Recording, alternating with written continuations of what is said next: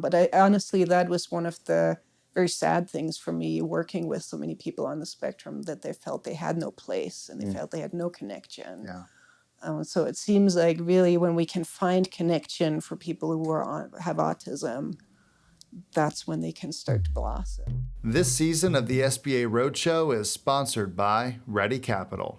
I'm Dustin Baker. We're on a mission to build community through shared story. The road is calling. We're gonna do some fun stuff, and you really ought to watch it because it's gonna be amazing. And all the cool kids are doing it. So join me on the SBA Roadshow.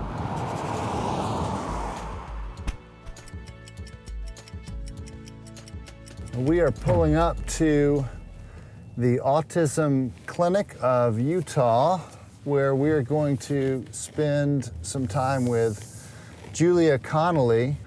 And I just can't wait to spend some time talking to her, and hope you will enjoy it as well. Let's go meet her. Dr. Connelly. Hello. Thank you so much for making time for us. It's really good to meet you. Can I take this off? Yes, you may. I am vaccinated. Me too.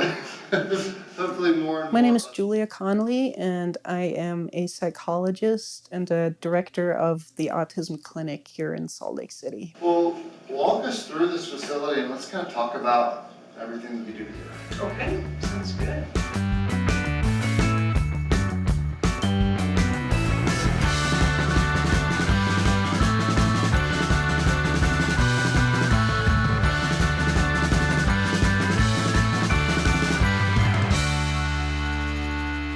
Why don't we check out your office and sit down, and we'll talk a little bit more about kind of how you got into this space and a little bit more about what you do. Sounds good. Awesome. Well, thank you for taking the time out of, I know you've got a really busy schedule to talk with us about what you do, Julia. It's really fun to be here. Thanks for coming. Well, tell me a little bit about your practice and just how you got started and what drew you to kind of this practice and kind of what you do here. I started the Autism Clinic in 2018, so this is our 4th year now. And I came from a background of working in the schools as a school psychologist, where I also focused on working with children who are on the autism spectrum and other disabilities. I also worked at the University of Utah's Neuropsychiatric Institute, which is our psychiatric inpatient hospital. And I really enjoyed work there because it was very quick and intense, and I really enjoyed it. I was asked at that time to run the Autism Clinic at the University of Utah, which I did for 4 years, but I became frustrated with the big organization and too many rules and things that we can't do things how I felt we needed to do them, which prompted me then to leave and create my own clinic. It started out with just me seeing people in a tiny office, and then I was able to get into a nicer office a couple of years ago, and I hired my first additional therapist who became full-time really quickly. And then last August, so in 2020, the tricky year, actually I was able to buy this building that we have now for our clinic through an SBA loan. And we're really trying to expand and grow, and we pride ourselves in doing things different than how most people do therapy or treat autism. So this next room we call our art room, but really what we do here is we try to provide a lot of different opportunities, anything from drawing, we have oil pastels, watercolors, acrylic colors, and different markers. And we really try to have a lot of varieties so everybody can find what their thing is. Yeah, and there's also a therapy we utilize, it's called sand tray therapy. And so we had somebody build us this sand tray cabinet. And what kids can do is they can choose from different objects and either create stories. Some kids will recreate dreams they've had. Other kids will talk about their siblings. We did have a period where several of our kids wanted to bury everything in the sand. And we tried to interpret what that meant. They're burying their siblings, and this is my sibling. That's possible, I'm burying them yes. in the sand. I don't know if that's something we want to encourage. This is, I mean, I don't know many adults that don't like playing in the sand. This is pretty cool. Yeah, it just feels nice. Yeah. The sand actually comes out of Utah. It's a geologist Okay. who has found all these different types of sands and how to purify them. Probably a lot of people that are watching this, they've heard the word autism. They kind of have something in mind of what that means, and it's probably not terribly accurate. Maybe just talk a little bit about kind of what that looks like, what that means, and kind of the folks that you're working with, what issues and Okay. challenges that they're facing. Yes. Autism, I really have started calling it autisms because I feel there's so many different facets and types of autism, and individuals are affected in very different ways. When I do presentations, I usually have a slide with 8 different people who are on the autism spectrum, and one of them includes Albert Einstein and Bill Gates, but also have Rain Man. I have tiny kids, and I have grown women who all present differently. So autism, everybody's heard that it's a spectrum, but I think the problem with that term is most people feel like autism is on a number line, and it's really not. Oh, like a 0 to 10 Yes, scale. there How isn't a bad is scale. it? Yes, so really how I picture autism is more in a way of having it like a sound mixing pult with a lot of small knobs, and everything can be turned up or down. And even some of our kids, one day they can do just fine in certain situations. You try it the next day and they can't tolerate it. So really we look at things like sensory sensitivities, and difficulties with communication, and social skills. Now, we realize it's interesting. We do therapy, right? And therapy is about relationships and communication. And since that is very impaired in autism, it can be a tricky situation to build. And really, our main focus is to build relationships first. We find that only through valued and safe relationships can we work on things and improve behaviors or improve life circumstances. So we use a lot of fun things, and some of them are in my office. Yeah, I'm just looking around. There's a lot of fun things just in this room. Yeah. Yes, and it's really fun. Kids who come here for the first time, they will climb on my couch and get Lego sets off, and the parents are like, "No, don't touch!" And I usually say I have very few rules. I have one shelf with Legos that are for looking only and not touching. But otherwise, everything is here to be played with and to be used. And I think that's what helps kids feel like they can be who they are. We always have a lot of Legos and other toys that can keep kids busy when they're waiting. These Legos look very different than the ones in my house because they're all in the tub. So, you know? We don't have a lot of rules for kids here in the building, but one is that they have to make it at least back into a bin. And sometimes with really shy kids or kids that are had negative experiences with therapy, we will watch YouTube videos together, and we will play the Switch together, anything really to help kids feel more comfortable. And I would imagine, so it's funny that you describe that, because as a parent of 4 kids, I've many times just been mortified because I'm concerned about what my kid's doing is going to make me look like or people think of me. And so I bet for some people, this is the first place that they come where they're allowed to just explore without that pressure.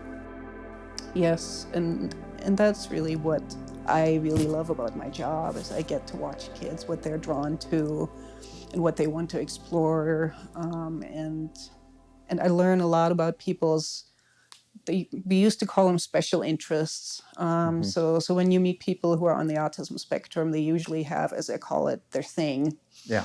And those are very intense interests in certain either activities or objects or movies.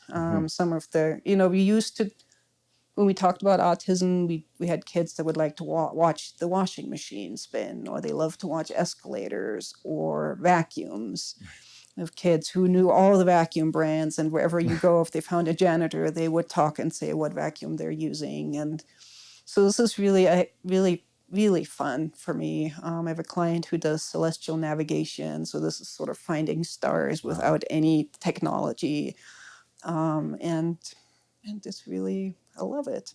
So Talk a little bit about how you wound up in this space. That's how we came to, meet you. Is one of our friends and clients, I think, helped you to purchase this space with an SBA loan. Is it, I guess, maybe to start with, is it possible that we'd even be sitting here in your office here without an SBA loan? No.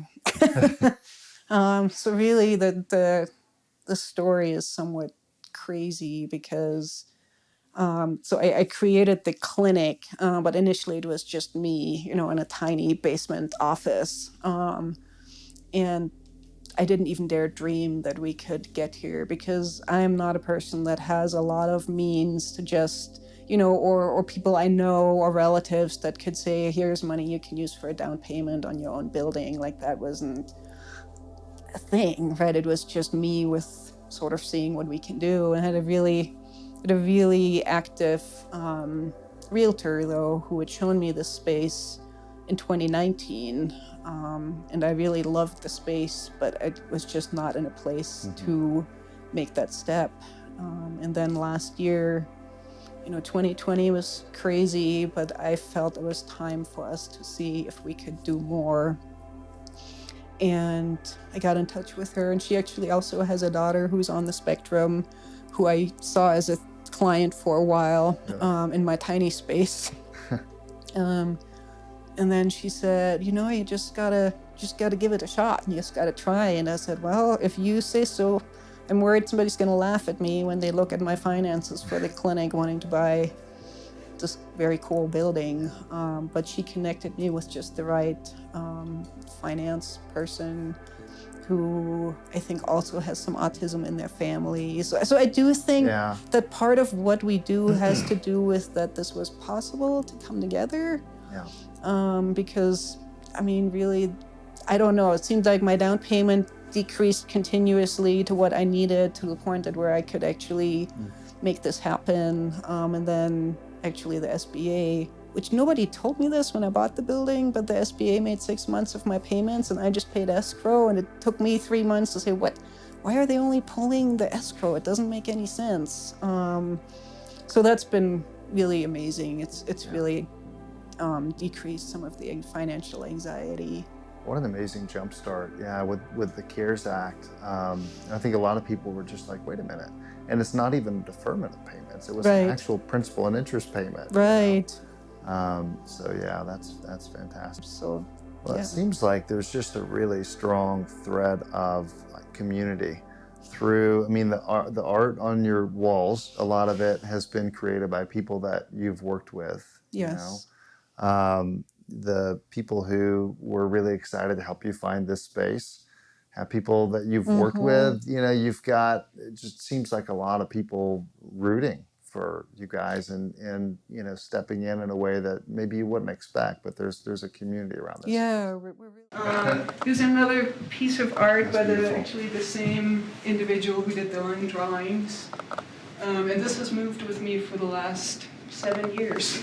Wow. Until we finally found our new spot since last year. But honestly, that was one of the very sad things for me, working with so many people on the spectrum, that they felt they had no place and they felt they had no connection. Yeah. So it seems like really when we can find connection for people who have autism, that's when they can start to block. So here we have our Miss Pac-Man.